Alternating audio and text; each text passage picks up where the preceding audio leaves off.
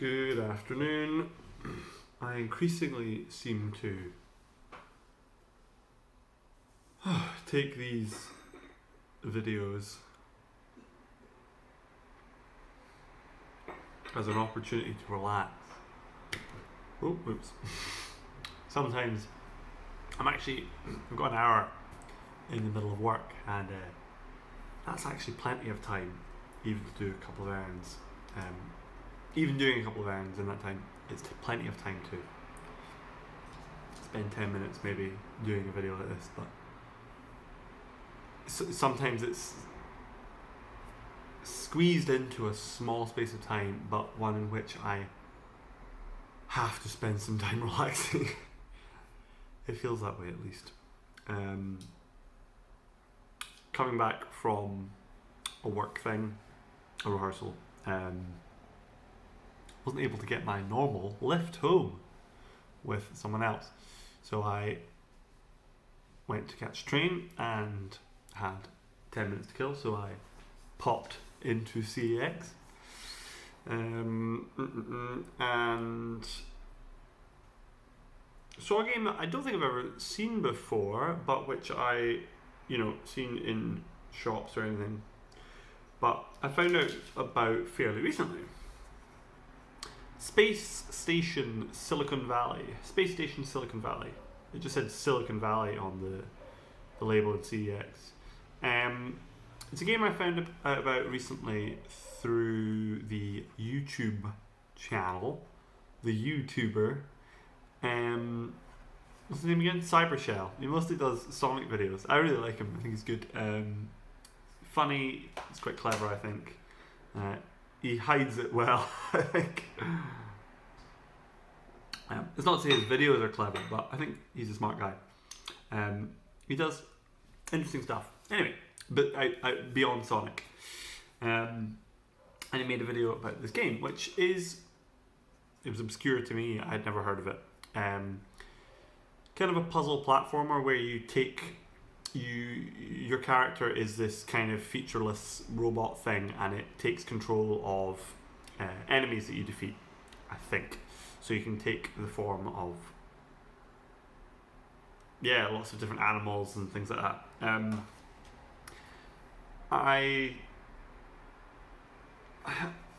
It was fairly cheap, and I had never heard of it before. It sounds kind of interesting. He even in his video did not make out like it was, the best game on N64 or anything like that.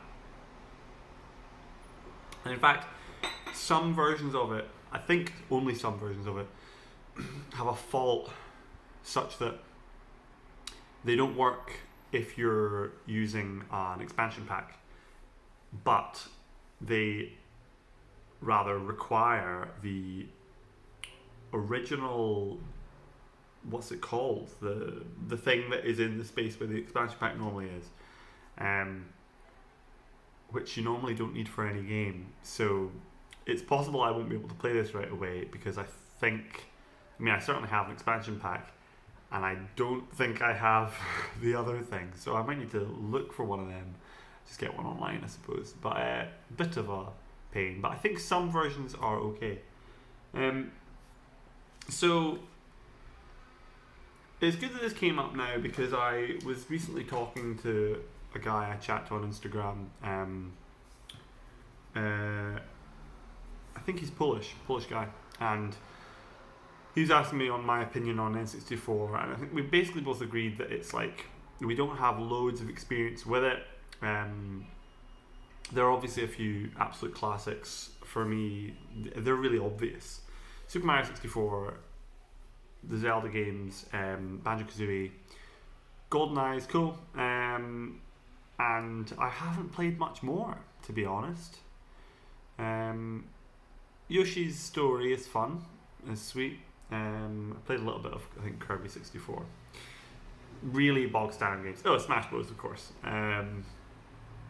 But it's not a console that's aged well. I don't remember feeling this way about it at the time, unless you got like a really dodgy controller that was degraded. But everything I play on it just does carry a wee bit of a a trace of this isn't quite right. It doesn't feel quite right. I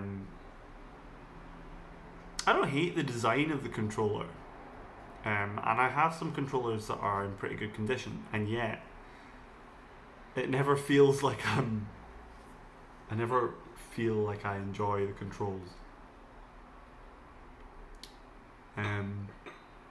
Not quite sure why that would be. Maybe the joystick, for example, is always just a bit shit, which seems like it ought not to be the case, but whatever.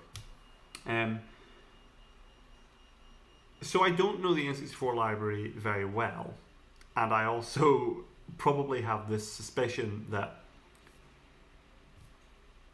games on the platform suffer from the platform itself, even if the games are well made or well designed. That seems like a bit of a, I don't know, maybe it's a bit of a cliche. But on the other hand, there aren't that many games for it. I think there's less than 300, maybe closer to 200. I know it was an absolute fraction of the PlayStation. So it's probably quite easy to collect everything for it. Paper Mario I played on Virtual Console on Wii, and that was great. That's expensive. There's not a lot of really expensive games for the N64 as it seems, you know. It's not like GameCube, where it's like every other game is like almost £100 now. So it would be, you know, feasible to get everything for it if I wanted to, in cartridge form only. I mean, yeah. Anyway, I don't know, a lifelong journey or, you know, a long-term journey.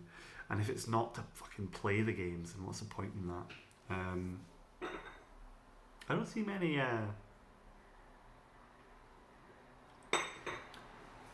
bog standard sports games for the N64. They must exist, but yeah. Maybe the hundreds and hundreds of, you know, difference between the N64 and the PlayStation catalog size are all just shovelware. Maybe the extra thousands of games on the PlayStation are all crap. Well, there's crap games on the N64 as well, so that wouldn't make it a tie. Anyway, so a kind of, maybe it's an obscure game, one that I haven't heard of but have a very specific association with. And Cybershell's video, the point of it was basically like, give this game a try if you haven't played it before. It's kind of cool, kind of interesting, slightly unique. So, unless my copy is dodgy with my expansion pack, then I will do just that. Otherwise, it will sit in my drawer with everything else. Cheers!